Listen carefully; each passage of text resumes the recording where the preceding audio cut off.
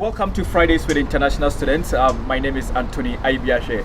Today we have a very special guest here. I know most of you might know him, but nobody knows me. Man, welcome to Fridays with International Students. Thanks, I'm excited. Yeah, do you want to, tell them who you are and what Yeah, my name is Shadrack. I did my undergraduate studies here at the University of Pennsylvania. I studied biology with a concentration in neurobiology. I graduated in 2015.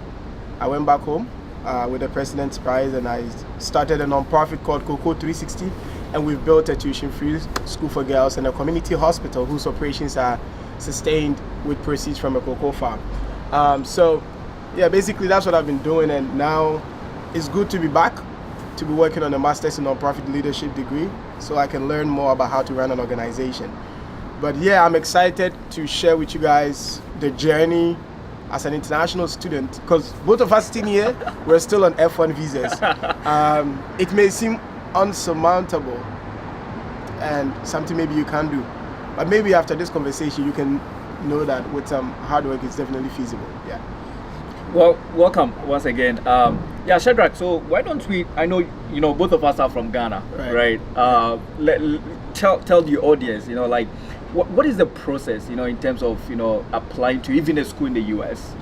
I think it's the same process you and I took. If you are an international student in Ghana, or from anywhere in the world, right off the bat, the odds are against you. And the only way you try to minimize those odds is, do well on the only exam that is standardized across the board, which is the SAT. So that's what I took.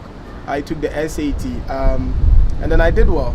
And after you take the SAT, you go through the college application process. So you apply to colleges based on your SAT score and your financial need. That's very important. Some schools won't give you 8. Some schools will give you 8. It's your responsibility and your job to do that research. Thankfully, you don't even have to do too much, because I think over the years, places like Education USA have compiled all the data of international students who have been leaving the country to go study abroad.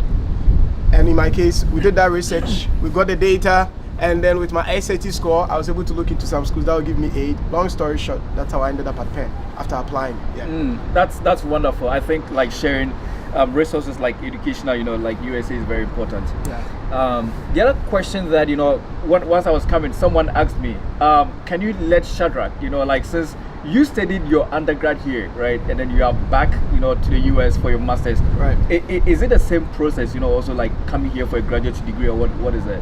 I think it's slightly different. Okay. The only difference being that this time around you have to take a different standardized test. When you're coming in, you take the SAT. But this time around, you could say likewise a similar structure in Ghana. When you're trying to move from junior high school to secondary school, you have to take the basic education certificate exams, the BEC. But when you want to transition from senior high school to go to university, you have to take the WASI. In the same way, in America, or for American colleges, from high school to the college level, you have to take the SAT and do very well. The SAT or the ACT. And if you want to transition from undergrad to the master's level or postgrad or PhD, whatever, depending on the program, in my case, I took the GRE, the Graduate Record Examinations. So yeah, that's the slight distinction. But other than that, the process is pretty much the same. You apply to schools based on your GRE scores. They will look at you and probably decide to, and your entire application, they might decide to give you a scholarship or not. But it's also important to emphasize that these standardized test scores are only one part and piece of the entire puzzle. So you have to, as an undergrad, if you want to be very competitive, of course, you must have done some things outside the classroom. Right. In my case, at Opoku High School, I was the library prefect. I also established the Read White Club. So I obviously showed some leadership. Right. Some things, and I also had a couple of awards in high school, essay competitions and all of that. That gave me a relatively higher chance at a school like Penn as an undergrad. But coming back to grad school, at that point in time, you're expected to be matured and to know exactly what you want to do. Right. So you must have had some life skills and experience in the field of study that you want to pursue. Okay. And then obviously, you know, you should show a lot of maturity in your essays as well. Yeah. That's wonderful to hear. And so, what is your take on this? When you came in, right, as an undergrad, did you experience any cultural shock? You know, like, I mean, coming from Ghana, you know, all the way to, you know, like United States of America. What was the cultural shock that you faced? I mean, one cultural shock is what is happening now. If you are in Ghana, you don't have to get used to this code. All right, now we are sitting here in school, so this is one of them. Right. It never changes. And another cultural shock. I think one cultural shock was, you know, getting used to eating food that are like carbohydrate heavy, fufu and all these kind of yams and all of these. And you come to America and these people love leaves. They call it sandwich, but I don't know.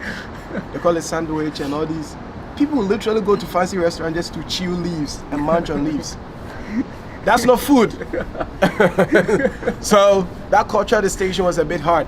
And secondly, I still remember, like, in an introductory biology class, a girl I really liked. This is funny, man.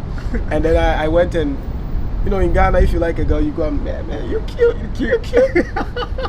I like that you have a beautiful smile and then you're also fat. Right. And I told the girl she's fat. Whoa. And I didn't know that in America, using the word fat is offensive. Right. But in Ghana, it is okay to call her. I mean, in my experience, I'll never call a woman fat, and because of that, They think maybe she's even rich or she has money. Yeah, like, you know, that's a whole different level. And so, calling someone that, and everyone looks at me like, man, this guy is crazy. Right. It's weird. So there was also the language and cultural, all of that stuff. But yeah, you know, and the weather, obviously. And a lot of people easily picking me out with my accent, even till date. They still pick you out? Yes, no matter how long you spent in this country. So there was a language cultural barrier, there was a food cultural barrier, and of course the inevitable weather barrier. But well, you learn to adapt. That's true. I always say that, I don't know, for an international student, even if you are from Kenya or wherever, Ghana or wherever, if they put you in Alaska, you have to be able to survive. Yes. Right. That's really good to know. I think most of us have like a very similar experience, especially those of us, you know, coming from the continent. Okay, so what is your also take on this? You know, we come here from a very different education, you know, background, right? You know, I know in Ghana, ours is like, you know, in quotes, like chew and pull, right? What did you have any, you know, different experience at your time here, like in the US, or do you think it's pretty much the same, you know, like the education system? I think it's a bit slightly different. Okay. The US system definitely focuses a lot on critical thinking, and I think right off the bat, it shows in the SATs and their standardized exams. You have to be able to think on your feet and think critically. But those are things that come with practice and effort. And so, yeah, our systems chew, like memorize and just reproduce. And here, yes, there is a bit of memorization. It's not that it's entirely inexistent, but mostly you're analyzing case reports. You have a whole paragraph to read and then conclude, and just you read two paragraphs just to pick one word answer. Like, this is like American education. But it's good because I think that it positions and forces you to think critically and to be able to get to a point where when you graduate. Right. I mean, you're looking at the world and thinking solutions. When you see a problem, the next thing that comes into your mind is a solution. Right. Meanwhile, our educational system, the way it primes us back home in Ghana, when you graduate, you are just eager to be part and parcel of the spinning wheel. Right. So you graduate and you're looking for a job. Right. Here, a lot of people graduate and they're thinking, man, I have this idea. Can I get some funds to jumpstart it? So entrepreneurship, innovation, creativity, these are big things here. And because of the structure of the education. But our educational system doesn't set us up for that. Yeah. I think, I mean, I agree to that. So let's also look at it this way. I know, you know, in US we have some of the schools are more like liberal arts college, right? Yeah. Some of the prospective international students might not know what liberal arts college means. Can you throw more light on what liberal arts, you know, like mean? I mean, liberal arts colleges, when they started out, were typically for the very smaller schools like Oberlin College, Macalester, Swarthmore, and some of, you know, typically they were like smaller in size. Right. But over time, schools like Penn, Harvard, and these schools, even though they're big, also started inculcating and buying into the whole idea of the liberal arts pedagogy. Right. Simply because, so liberal arts is not like we go to high school. Right. And if you study science, most likely you're going straight into engineering, right, or you're going into medicine. You can't branch into anything else. Right. The beauty of the liberal arts education is that you can major in anything, including filming, and still go to medical school. That's true. So there's that flexibility, and it allows you to think outside the box. And the word liberal is literally at play. Like, it's freedom. Like, you're free to explore. And but in Ghana, if you're a science student, you're taking pharmacology and all of these classes in the university, and you're not thinking about the social sciences. Right. But over here, the liberal arts education forces you to have an interdisciplinary and multidisciplinary, really a broader view of education. Right. Because the liberal arts pedagogy believes that the problems that are facing the world are not going to be solved by just one discipline. Probably require a lot of discipline. So that's really what it comes down to. You have that, and then you have some institutions that are very professional, pre-professional in nature. Right. At Penn, if you look at the College of Arts and Sciences, that's the liberal arts component. Mm-hmm. Wharton is very pre-professional. I don't think there is any kid in Wharton who is dreaming to be an engineer. No. Yeah, so that's the difference. Right. It's either pre-professional in nature, or there's the liberal arts. But I think now, over the years, the liberal arts has definitely gained some roots, which is why now we have Ashesi in Ghana. Right. Ashesi, is Ghana's first liberal arts college. Yeah. Mm. Wow. Well, thank you so much for your time. I think it's always good to see you. Sure. Do you have any advice, for prospective international students? I mean, I think that impossible is a word that we throw around a lot, and we like to, especially in our cultures like in Ghana and all these things. You go to school like, man, this guy is naturally smart. This one is just smart and all of that. But man, like, it's not true. Like, and those things are false.